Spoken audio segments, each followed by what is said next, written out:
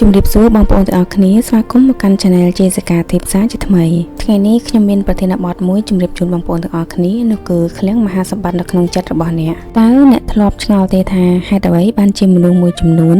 ហាក់ដូចជាទទួលបានភាពជោគជ័យយ៉ាងងាយស្រួលពួកគេមានទ្រព្យសម្បត្តិស្ដុកស្ដំមានសុខភាពល្អនិងមានទំនាក់ទំនងល្អចំណែកឯមនុស្សមួយចំនួនទៀតខិតខំធ្វើការយ៉ាងណាក៏កម្រនឹងទទួលបានផល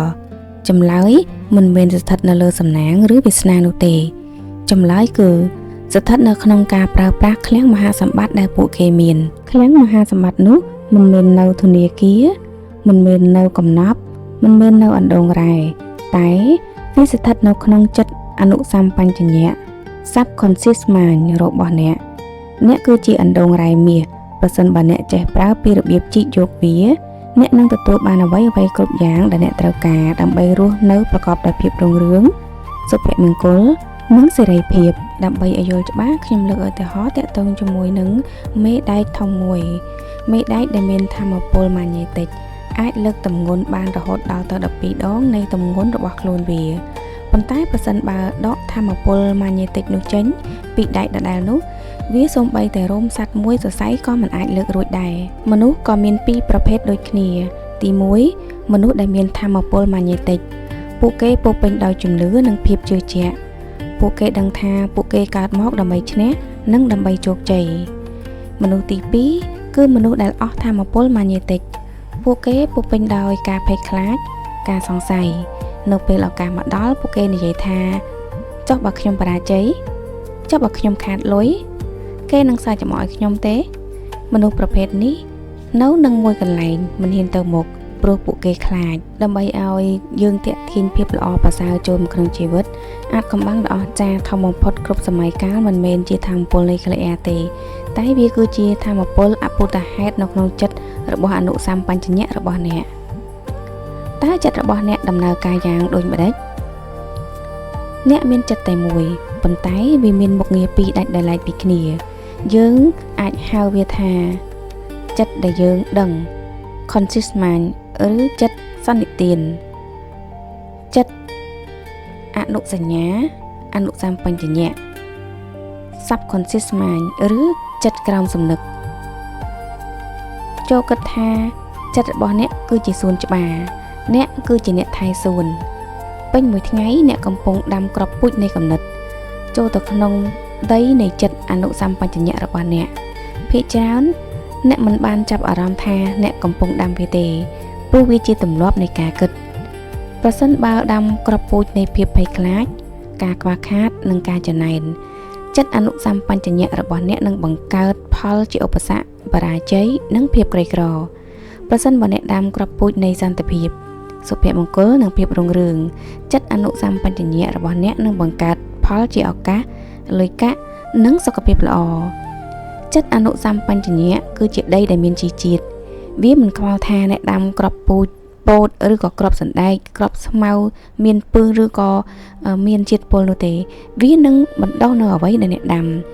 ដូច្នេះចាប់ពីនាទីនេះតទៅអ្នកត្រូវតែចាប់ផ្ដើមជ្រើសរើសគ្រាប់ពូជ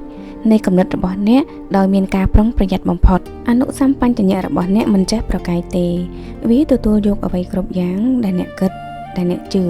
ទាំងអស់នោះវាជឿថាវាជាការពិតប្រសិនបើអ្នកនិយាយថាខ្ញុំគ្មានលុយទិញវាទេចិត្តអនុសម្បញ្ញញ្ញៈរបស់អ្នកនឹងចាត់វិធានការភ្លាមដើម្បីឲ្យប្រកាសថាអ្នកនឹងគ្មានលុយទិញវាពិតមែនកុំប្រើពាក្យថាខ្ញុំមិនអាចខ្ញុំគ្មានសមត្ថភាពចូលផ្លាស់ប្ដូរវាទៅជាខ្ញុំអាចធ្វើរឿងទាំងនេះបានតាមរយៈធម៌ពលនៃចិត្តអនុសម្បញ្ញញ្ញៈរបស់ខ្ញុំច្បាប់នៃជំនឿគឺជាគំនិតនៅក្នុងចិត្តកុំជឿលើអ្វីដែលធ្វើឲ្យអ្នកឈឺចាប់ចូលជឿលើអំណាចនៃចិត្តនៅខាងក្នុងការផ្សះផ្សានិងការលើកទឹកចិត្តស្រមៃឃើញកប៉ាល់ធំមួយនៅលើកប៉ាល់នោះមានប្រធានក្រុមកាពីតែននិងកូនាវិកចិត្តសម្បញ្ញញ្ញៈរបស់អ្នកគឺជាប្រធានក្រុមគាត់បញ្ជាថាទៅខាងកើតចិត្តអនុសម្បញ្ញញ្ញៈគឺជានាវិកនៅក្នុងបន្ទប់ម៉ាស៊ីនពួកគេមើលផ្លូវមិនឃើញទេពួកគេគ្រាន់តែស្ដាប់បញ្ជា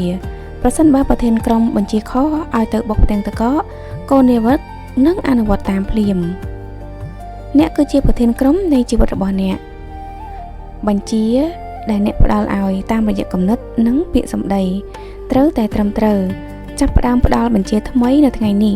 ខ្ញុំមានសុវត្ថិភាពខ្ញុំមានក្តីសុខខ្ញុំត្រូវបានស្រឡាញ់វិធីសាស្ត្រដ៏ល្អបំផុតគឺមុនពេលចូលគេង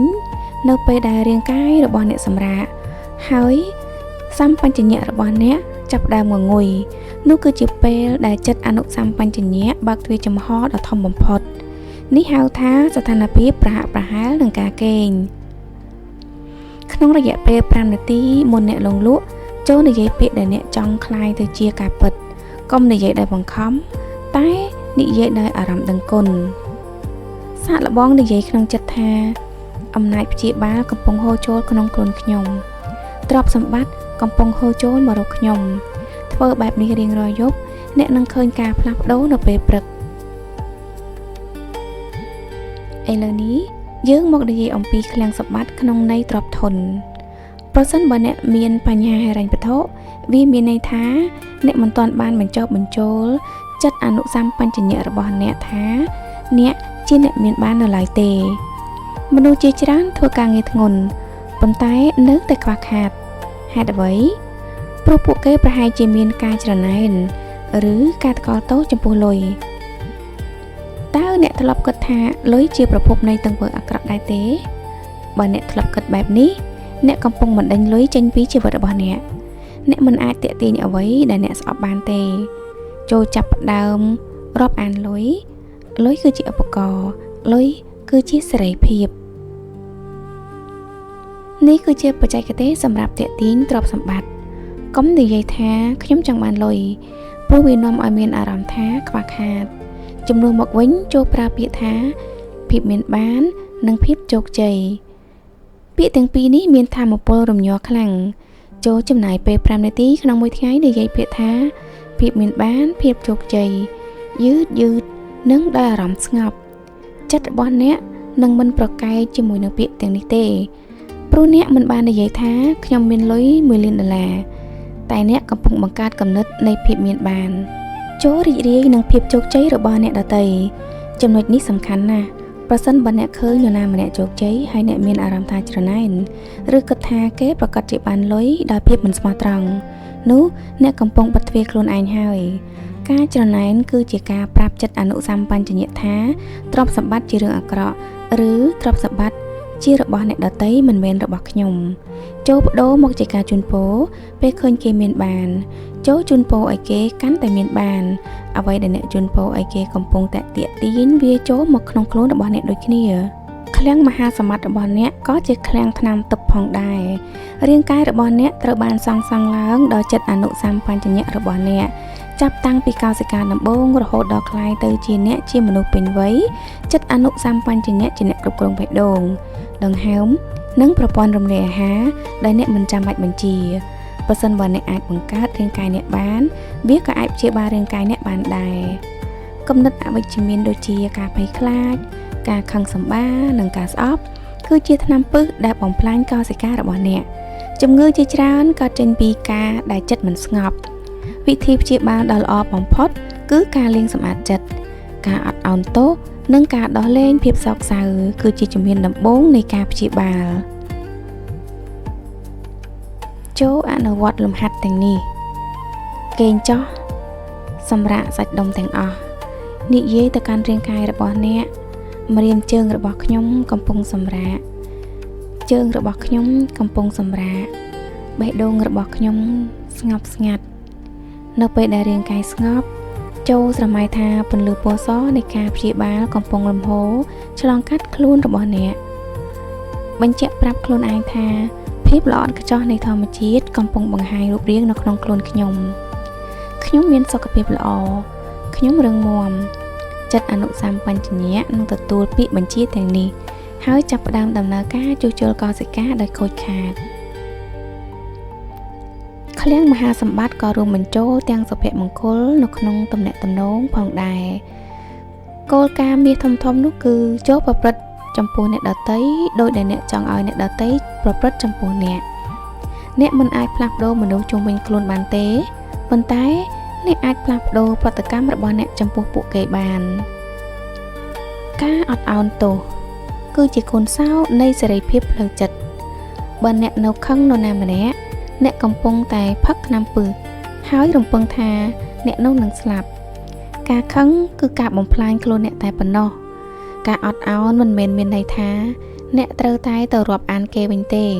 ប៉ុន្តែវាមានន័យថាអ្នកជប់អនុញ្ញាតឲ្យគេមានឥទ្ធិពលមកលើអារម្មណ៍របស់អ្នកទៀតហើយលះបង់ពួកគេដោយក្តីមេត្តានិយាយថា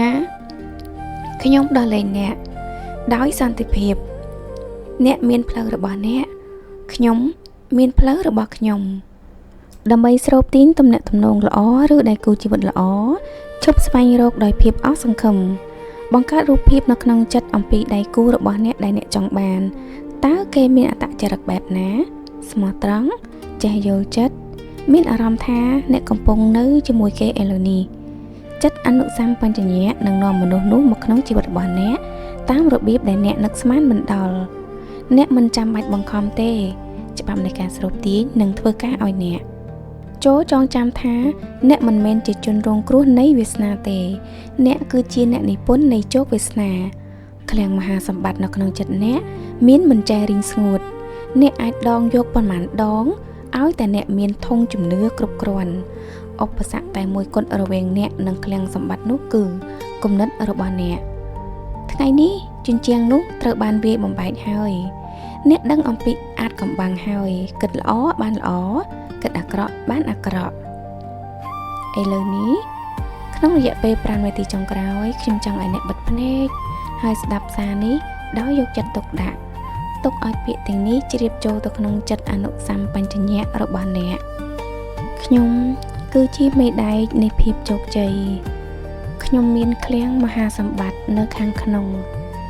រាល់ថ្ងៃខ្ញុំកាន់តែរីកចម្រើនទាំងស្មារតីទ្រព្យសម្បត្តិនិងទាំងសុខភាពខ្ញុំស្រឡាញ់ការងាររបស់ខ្ញុំហើយខ្ញុំទទួលបានប្រាក់កម្រៃយ៉ាងច្រើនពីការងាររបស់ខ្ញុំមានសន្តិភាពខ្ញុំមានសេរីភាពខ្ញុំមានសុវត្ថិភាពអតីតកាលបានកន្លងផុតទៅហើយអនាគតដ៏ភ្លឺស្វាងខ្ញុំសូមអរគុណចំពោះឃ្លាំងមហាសម្បត្តិនៅក្នុងចិត្តរបស់ខ្ញុំ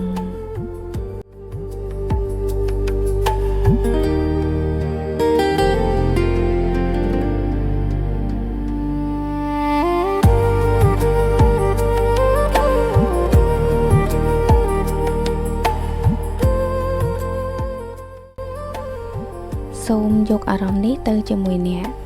ជឿជាក់លើខ្លួនឯងចក្រវាឡទាំងមូលកំពុងរងចាំមើលភាពអស្ចារ្យរបស់អ្នកសូមអរគុណ